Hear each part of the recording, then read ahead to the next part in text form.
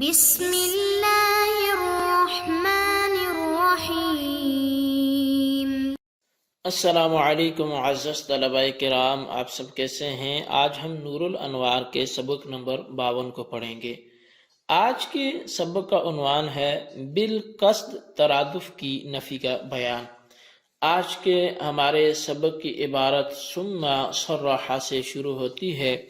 آئیے سب سے پہلے عبارت پڑھ کے اس کا ترجمہ کرتے ہیں، اس کے بعد باقاعدہ سبق کی وضاحت کی طرف بڑھتے ہیں۔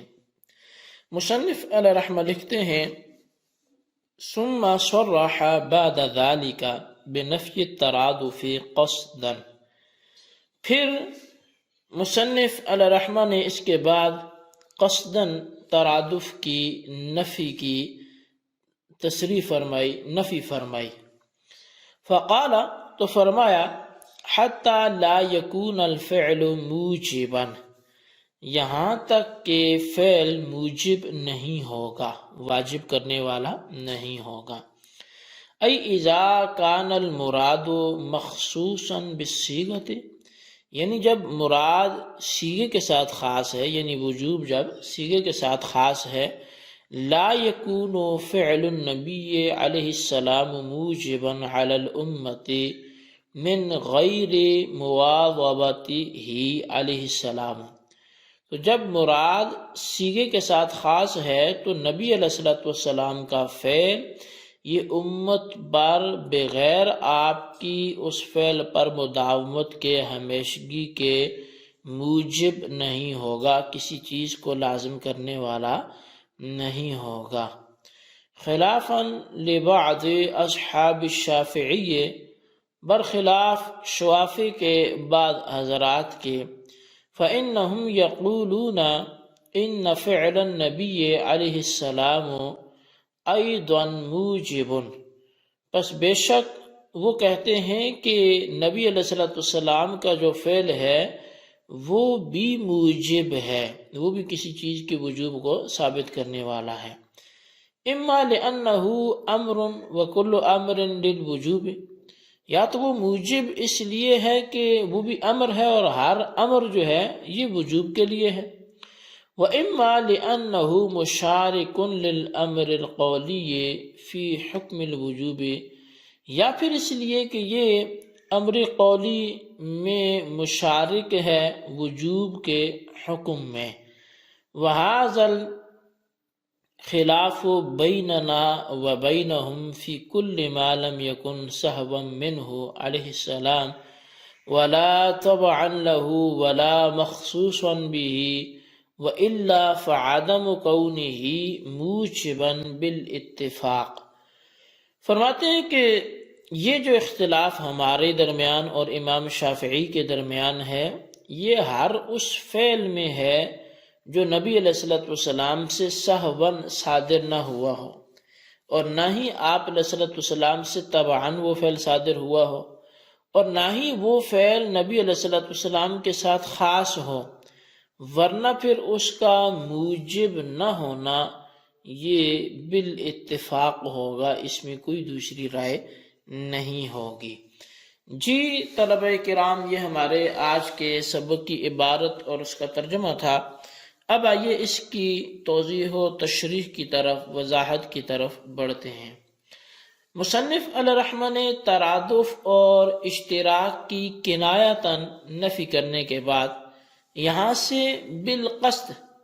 ترادف کی نفی کی تصریح فرمائی۔ چنانچہ فرمایا کہ جب وجوب صیغہ امر کے ساتھ مخصوص ہے تو بغیر مواظبت کے رسول اکرم صلی اللہ علیہ وآلہ وسلم کے فعل سے وجوب ثابت نہیں ہوگا۔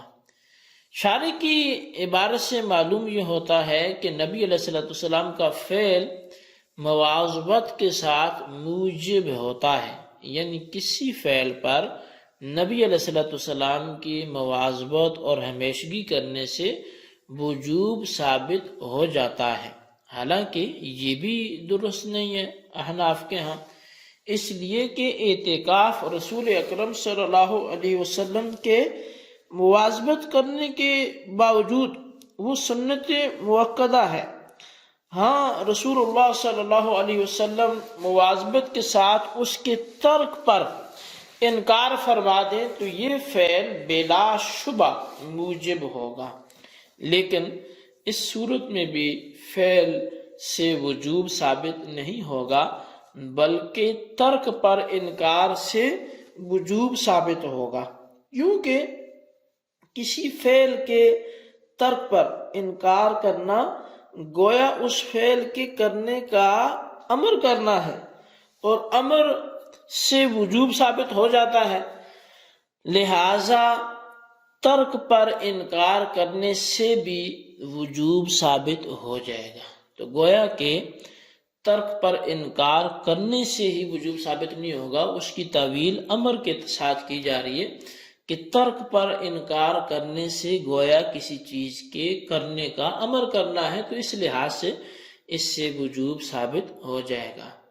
بہرحال نبی علیہ السلام کے فعل سے وجوب ثابت نہیں ہوتا، اگرچہ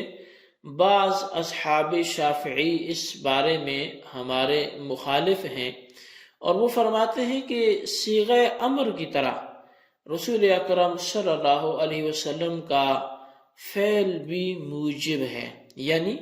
جس طرح صیغہ امر سے وجوب ثابت ہو جاتا ہے، اسی طرح فعل نبی صلی اللہ علیہ وسلم سے بھی وجوب ثابت ہو جائے گا۔ اصحاب شوافے نے علی سبیل التردید، یعنی کہ امام شافعی علیہ رحمہ کے جو مقلدین ہیں، تو وہ ہمارا احناف کا رد کرتے ہوئے اس اپنے موقف پر دو دلیلیں پیش کرتے ہیں، اور ان میں سے ایک دلیل تو یہ ہے کہ رسول اکرم صلی اللہ علیہ وسلم کا فعل بھی امر ہے، کیونکہ گویا کہ امر کی ان کے ہاں دو قسمیں بن گئی، ایک امر قولی، دوسرا امر فعلی، اور ہر امر وجوب کے لیے ہوتا ہے، چاہے وہ قولی ہو چاہے فعلی ہو، لہٰذا قول نبی صلی اللہ علیہ وسلم کی طرح فعل نبی سے بھی وجوب ثابت ہو جائے گا۔ اور دوسری دلیل جو ہے وہ یہ ہے کہ فعل جو ہے وہ امر کی قسم تو نہیں ہے، لیکن وجوب کا فائدہ دینے میں امر کے مانند ہے، پس جب نبی علیہ السلام کا فعل مفید وجوب ہونے میں امر ہی کی طرح ہے اور اس کے مشارک ہے، تو امر قولی کی طرح نبی علیہ السلام کے فعل سے بھی وجوب ثابت ہو جائے گا، یعنی کہ اب یہ فعل جو ہے یہ امر کی قسم تو نہیں ہوگی، لیکن وجوب کا فائدہ دینے میں یہ امر ہی کی طرح ہوگا۔ لیکن یہاں پر یہ خیال رہے کہ ہمارے اور امام شافعی علیہ رحمہ کے درمیان یہ جو اختلاف ہے، یعنی نبی علیہ السلام کا جو فعل ہے وہ فعل سے بھی وجوب ثابت ہوگا یا نہیں ہوگا، جیسے کہ قول کا جو امر ہو تو وہ وجوب کے لیے ہے، تو فعل والا امر بھی وجوب کے لیے ہوگا یا نہیں ہوگا، کیونکہ امام شافعی کے ہاں فعل بھی وجوب کے لیے ہے، دو دلیلیں انہوں نے دے دی، اور ہمارے ہاں فعل وجوب کے لیے نہیں ہے۔ تو یہ جو اختلاف امام شافعی اور احناف کے درمیان ہوا، تو یہ اختلاف اس وقت ہے جب کہ وہ فعل نبی علیہ السلام سے سہواً صادر نہ ہوا ہو۔ اگر وہ سہواً صادر ہوا ہو تو پھر تو وہ امام شافعی کے ہاں بھی وجوب کے لیے نہیں ہوگا، احناف کے ہاں تو ویسے بھی کوئی فعل وجوب کے لیے نہیں ہوتا۔ اور دوسری وجہ یہ ہے کہ وہ فعل جس میں ہمارا اور امام شافعی کے اختلاف ہے، وہ فعل آپ علیہ السلام سے طبعاً بھی ثابت نہ ہوا ہو، اور اسی طرح آپ کی ذات کے ساتھ وہ فعل مخصوص بھی نہیں ہونا چاہیے،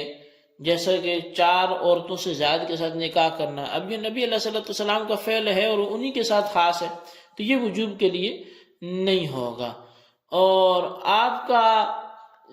طبعی مطلب طور پہ بھی آپ کے ساتھ وہ فعل منصوب نہ ہو، جیسے کھانا پینا وغیرہ، تو اب یہ بھی وجوب کے لیے نہیں ہوگا۔ تو بہرحال یہ جس